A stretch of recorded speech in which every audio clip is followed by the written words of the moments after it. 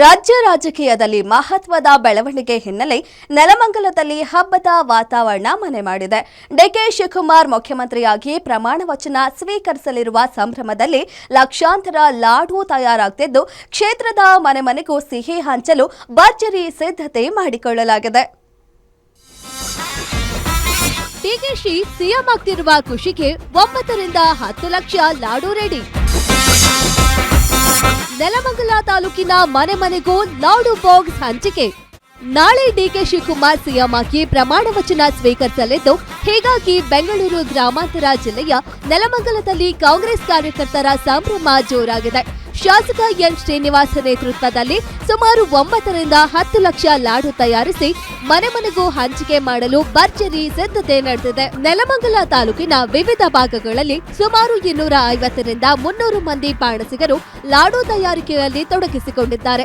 ತಾಲೂಕಿನ ಸುಮಾರು 80 ರಿಂದ 90 ಸಾವಿರ ಮನೆಗಳಿಗೆ ತಲಾ 1 ಕೆಜಿಯ ಸ್ವೀಟ್ ಬಾಕ್ಸ್ ಅನ್ನ ಉಚಿತವಾಗಿ ಹಂಚುವ ಮೂಲಕ ಪ್ರತಿಯೊಂದು ಹಳ್ಳಿಯಲ್ಲೂ ವಿಜಯೋತ್ಸವ ಆಚರಿಸಲು ಕಾಂಗ್ರೆಸ್ ಪಡೆ ಸಜ್ಜಾಗಿದೆ.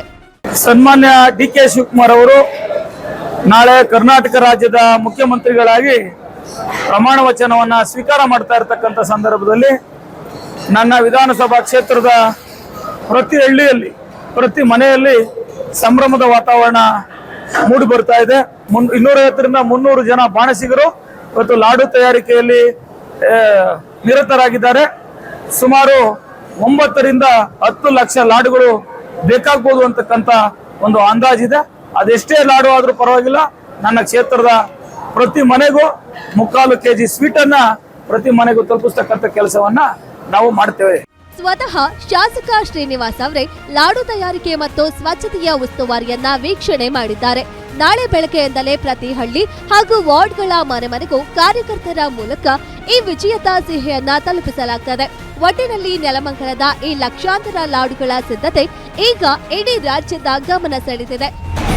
ಮೂರ್ತಿ ಬೀರಯ್ಯನಪಾಳ್ಯ, ಗ್ಯಾರಂಟಿ ನ್ಯೂಸ್, ನೆಲಮಂಗಲ.